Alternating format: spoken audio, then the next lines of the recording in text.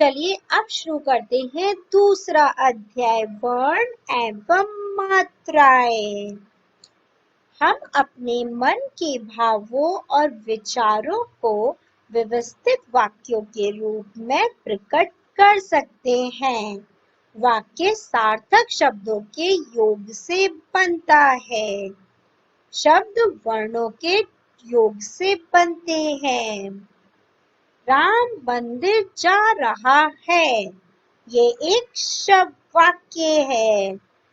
राम मंदिर जा रहा है।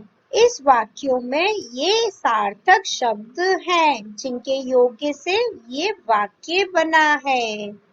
अब इन शब्दों में ये सार्थक वर्ण हैं जिनके योग से शब्द बने हैं।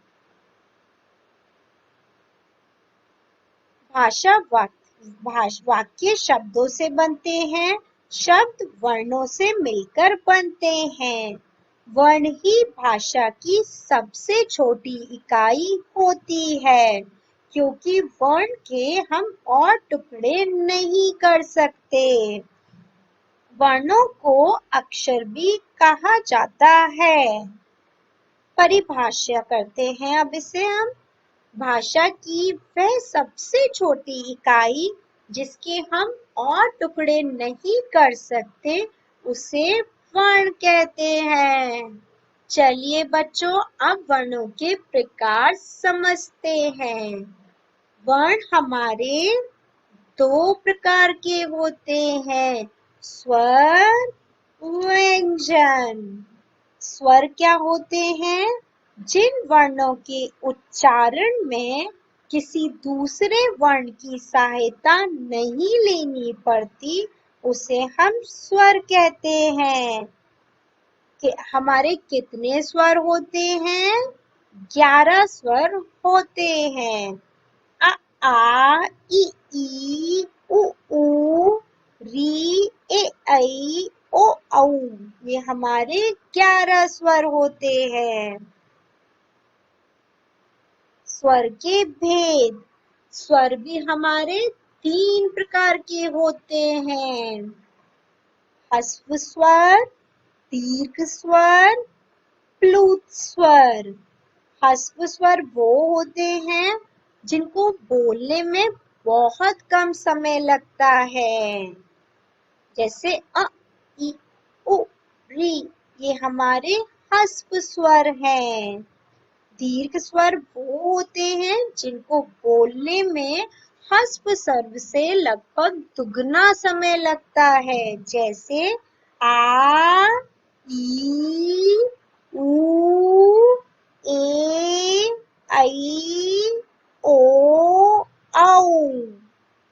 प्लुत स्वर वो होते हैं जिसके उच्चारण में ह्रस्व व दीर्घ स्वरों से भी अधिक स्वर लगता है, अधिक समय लगता है, जैसे ओम। अब पढ़ते हैं व्यंजन को। जिन वर्णों के उच्चारण में स्वरों की सहायता लेनी पड़ती है, उसे व्यंजन कहते हैं। व्यंजन भी बच्चों हमारे 3 प्रकार के होते हैं, स्पर्श व्यंजन, अंतःस्था व्यंजन, ऊष्म व्यंजन। स्पर्श व्यंजन वो होते हैं जिनके उच्चारण में जीभ मुख के विभिन्न भागों को स्पर्श करती है। ये 5 वर्गों में विभक्त हैं, जैसे क वर्ग, त वर्ग, प वर्ग, च वर्ग और त वर्ग। अंतःस्था व्यंजन वो होते हैं जिनके उच्चारण में जीभ मुख के अंदर वाले किसी भाग को पूर्णतः स्पर्श नहीं करती। इनके उच्चारण में श्वास का अवरोध बहुत कम होता है। ये हमारे 4 हैं, य, र, ल, व।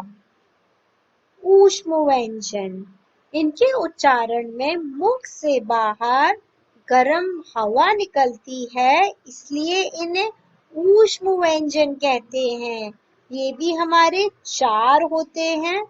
श, स, स, हा। अब पढ़ते हैं अयोगवाह। जो वर्ण ना तो स्वर होते हैं और ना ही व्यंजन, उन्हें हम अयोगवाह कहते हैं। अंग, अंग तथा अहा इसी प्रकार के वर्ण हैं।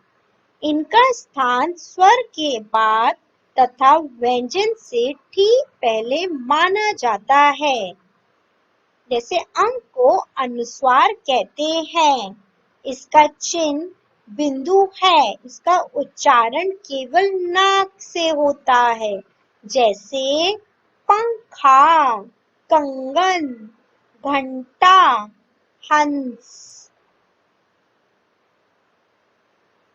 अंग को अनुनासिक कहते हैं। इसके में चंद्र बिंदु लगती है। इसका उच्चारण मुख तथा नाक दोनों से होता है। जैसे आँख, सांप, पांच, ऊंट। आह को विसर्ग कहते हैं। इसमें हमारे ये 2 चिन्ह लगते हैं। इसका उच्चारण हा को हल्का सा झटका देकर किया जाता है। जैसे प्रातः, दुख, शनैः, नमः। ये हमारे आहा हैं। चलिए अब करते हैं संयुक्त व्यंजन। संयुक्त व्यंजन हमारे 2 भिन्न-भिन्न व्यंजनों से मिलकर बनते हैं। ये हमारे 4 होते हैं। क और श बनके अक्षय, क्षमा, कक्षा, परीक्षा। त और रा बनके त्र, त्रिभुज, त्रिकोण, त्रिशूल। ज और अंग बनके ज्ञा, यज्ञ, ज्ञानी, प्रतिज्ञा। श और रा बनके श्रा, आश्रम, श्रमिक, परिश्रम। उपक्षिप्त व्यंजन हिंदी भाषा में ड़ और ड़ का भी समावेश किया गया है। इन्हें ही उत्क्षिप्त व्यंजन कहते हैं। इनका प्रयोग शब्द के बीच में या अंत में होता है, लेकिन कभी भी ये शब्द के प्रारंभ में नहीं आते। जैसे घोड़ा, कपड़ा, पढ़ना, सीढ़ी, कढ़ाई। हलंत व्यंजन वर्णों के नीचे लगाई जाने वाली तिरछी रेखा हलंत कहलाती है। जैसे क, ख, ग। हलंत लगाने से व्यंजन वर्ण स्वर रहित हो जाता है। जैसे रा के रूप है हमारे सूर्य, कार्य, क्रम, भ्रम, ट्रक, ट्रम। रा वर्ण से बनने वाले शब्द हमारे राखी, ट्रेन, राष्ट्र, वर्षा, धर्म, चंद्र, प्रथम आदि। अब समझते हैं मात्राएं। नीचे दिए गए चित्र को ध्यान से देखते हैं। ये क्या है?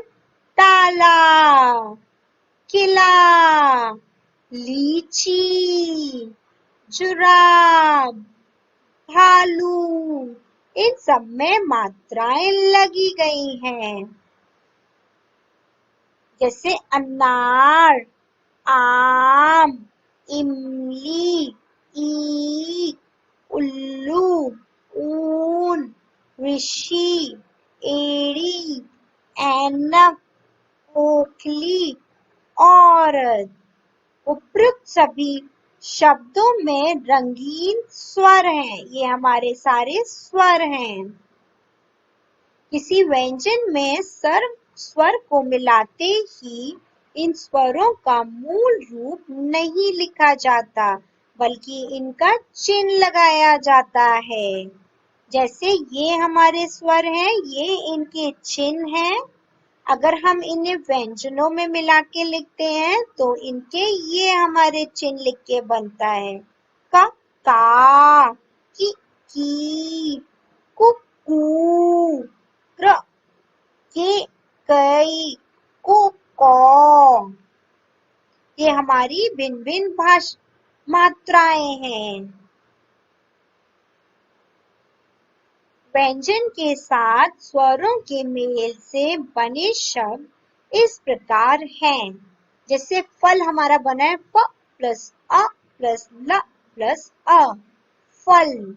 इसी तरीके से ये सारे शब्द हमारे भिन्न भिन्न स्वरों के मेल से बने हुए हैं। चलिए अब आते हैं अभ्यास माला पर।